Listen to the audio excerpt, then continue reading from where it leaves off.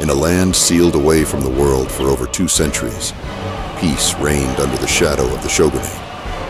But in the summer of 1853, the arrival of the black ships shattered the silence, forcing Japan to confront the might of the West and its own uncertain future.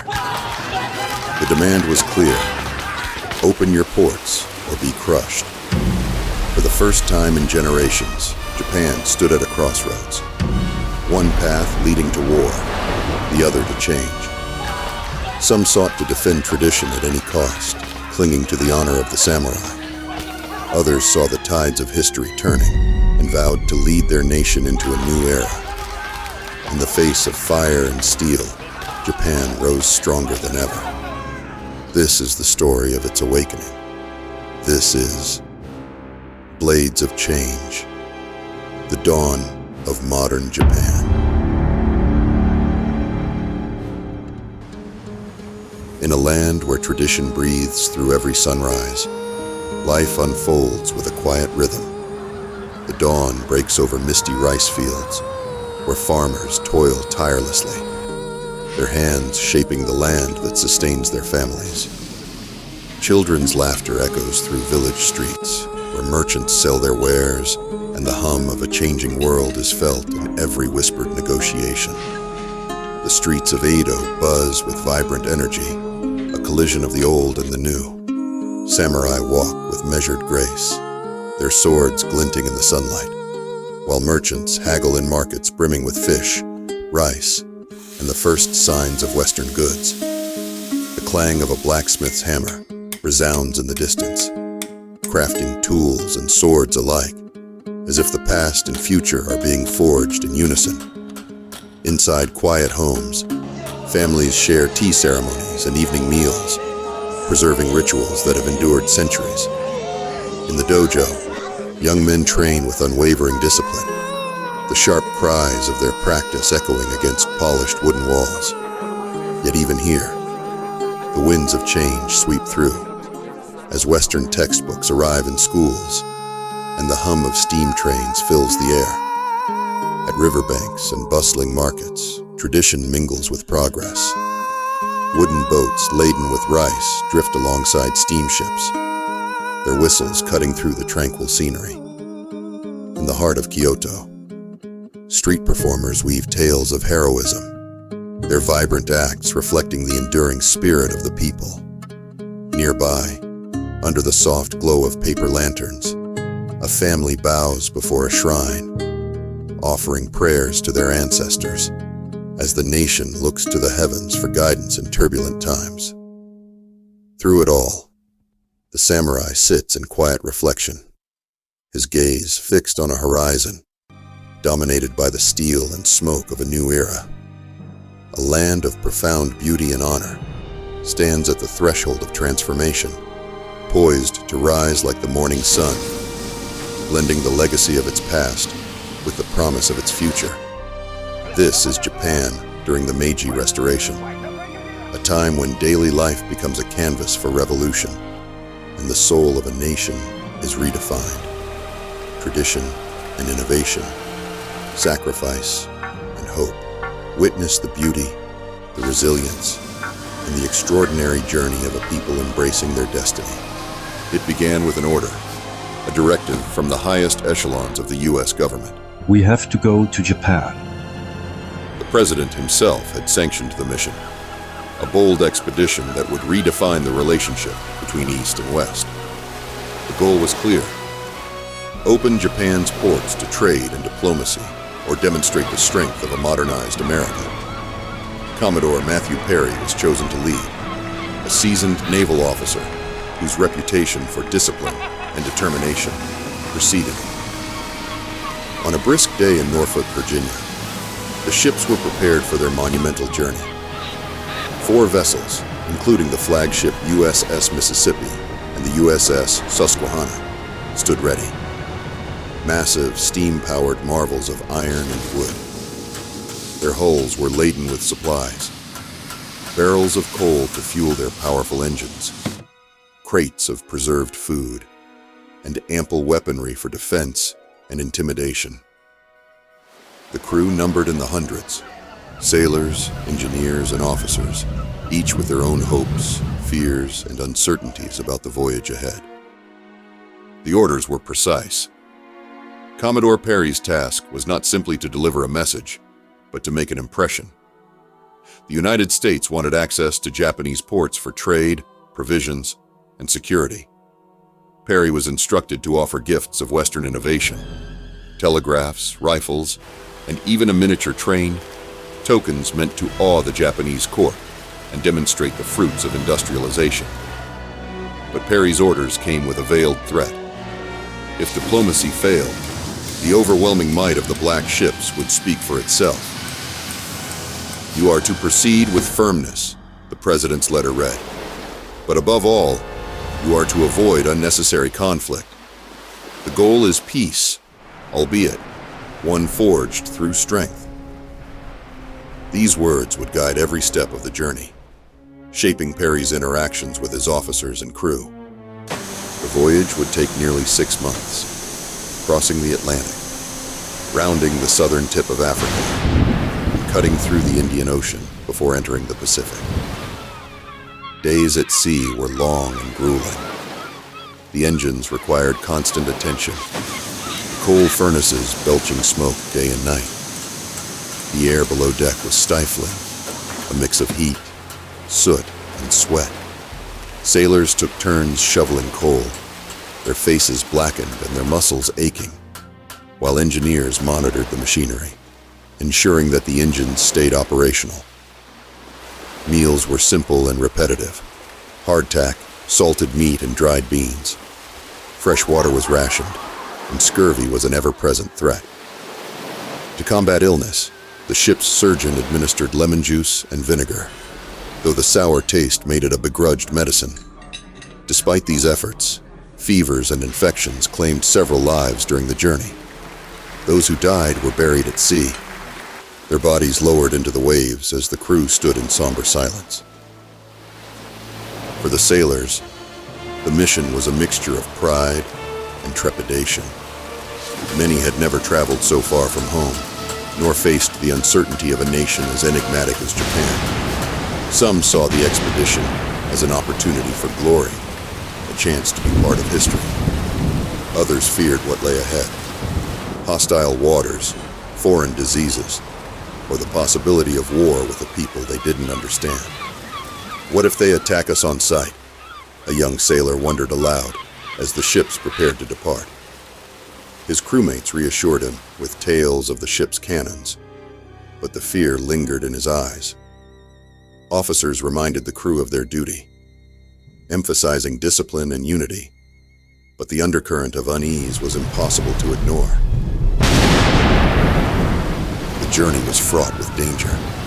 Storms in the Atlantic battered the ships, towering waves washing over the decks and testing the resilience of their iron hulls. At the Cape of Good Hope, treacherous currents forced the fleet to navigate carefully, the risk of collision or grounding ever present. In the Indian Ocean, supplies of coal ran dangerously low, forcing the crew to ration their power and rely on sails whenever possible. In one harrowing incident, a boiler malfunction nearly led to disaster. Engineers worked tirelessly to prevent an explosion, their faces slick with sweat and fear. The crisis was averted, but it left the crew shaken, a stark reminder of the dangers inherent in such a journey. Life on the ships was not without tension. The close quarters bred conflicts between sailors, especially as the monotony of the voyage set in. Fights broke out over petty grievances. Someone taking an extra ration, a perceived insult during a card game. But these were swiftly quelled by officers who understood the importance of maintaining order. Not all interactions were adversarial. Camaraderie developed among the crew through shared hardship. Songs, storytelling, and even makeshift competitions provided brief reprieves from the monotony. Friendships were forged, and rivalries, though heated, rarely escalated beyond words. Yet, underlying it all was a shared anticipation of the unknown. After months of toil and uncertainty, the black ships finally approached the shores of Japan. The coastline rose like a shadow from the mist, its jagged cliffs and quiet villages a stark contrast to the industrial might of the fleet. For the crew, it was a moment of both relief and apprehension. The journey had tested their endurance and resolve, but their mission was far from over. As the ships anchored in Edo Bay, Commodore Perry addressed his officers and crew one last time. "Men," he said, "we are here not as conquerors, but as emissaries of progress. Show these people the strength and dignity of our nation. Let our actions speak louder than words." With those words, the next chapter of history began. The black ships poised to change Japan and the world forever. July 8, 1853, 4 massive black-hulled steamships appear on the horizon of Edo Bay. The USS Susquehanna, USS Mississippi, USS Plymouth, and USS Saratoga cut through the tranquil waters, their towering masts and billowing black smoke striking fear and curiosity into the hearts of the Japanese people. At the helm of this imposing fleet stands Commodore Matthew Perry, the man entrusted with a mission that would change Japan forever. As the ships anchor near Uraga, a small town at the mouth of Edo Bay, Japanese watchmen scramble to alert the ruling Tokugawa shogunate. Panic spreads among the samurai and officials. No foreign fleet this powerful has ever dared to approach the shores of Japan. For over 200 years, under the Sakoku policy, the country has been sealed off from almost all foreign influence, except for limited trade through the Dutch in Nagasaki. Now Perry's arrival challenges this isolation. Japanese patrol boats approach, but the Americans refuse to be turned away. Perry orders a display of naval might. Cannons are loaded, gun ports are opened, and steam engines roar, sending plumes of smoke into the air. The message is clear. These are not ordinary traders, and they will not be ignored. On July 9, 1853, Japanese representatives row out to meet Perry's flagship, the USS Susquehanna. They demand that the fleet leave immediately and take their request for negotiations to Nagasaki, the only port officially open to foreigners. Perry refuses. His orders from U.S. President Millard Fillmore are explicit. He must deliver a letter directly to the shogun's representatives in Edo. The Japanese are unsettled, but Perry's resolve is unshakable. The days that follow are filled with tension. The shogunate, led by Shogun Tokugawa Ieyoshi, is paralyzed by indecision. The unexpected arrival of the Americans creates a crisis at the highest levels of government. Some advisors argue for military resistance, while others, recognizing the overwhelming firepower of the foreign fleet, advocate for diplomacy. Finally, on July 14, 1853, Perry and his delegation land at Kurihama, near modern-day Yokosuka. Escorted by Japanese officials, they march in a formal procession to a temporary meeting hall. There, Commodore Perry presents President Fillmore's letter to the representatives of the shogun. The letter demands the opening of Japanese ports to American trade and the protection of shipwrecked American sailors. With his mission temporarily accomplished, Perry warns that he will return the following year for Japan's official response. He then orders his fleet to depart, leaving behind a nation in crisis. The sudden confrontation with Western military power throws Japan's ruling class into chaos. Factions within the government argue over how to respond. The Bakufu, the ruling military government, hesitates, knowing that resisting the Americans could lead to war. On March 8, 1854, true to his word, Perry returns, this time with an even larger fleet of 9 warships. The sheer scale of the show of force leaves little doubt. Japan can no longer ignore the outside world. Under immense pressure, negotiations begin at Yokohama. After weeks of discussions, on March 31, 1854, the Treaty of Kanagawa is signed. The Treaty of Kanagawa Japan's first official agreement with the United States, marks the beginning of the country's opening to the West. The treaty includes 3 key provisions. First, the ports of Shimoda and Hakodate will be opened for American ships to resupply and seek refuge. Second, American sailors shipwrecked on Japanese shores will receive humane treatment. And third, a U.S. consul will be stationed in Japan, laying the foundation for future diplomatic relations. For the first time in over 2 centuries, Japan is forced to engage with the world beyond its borders.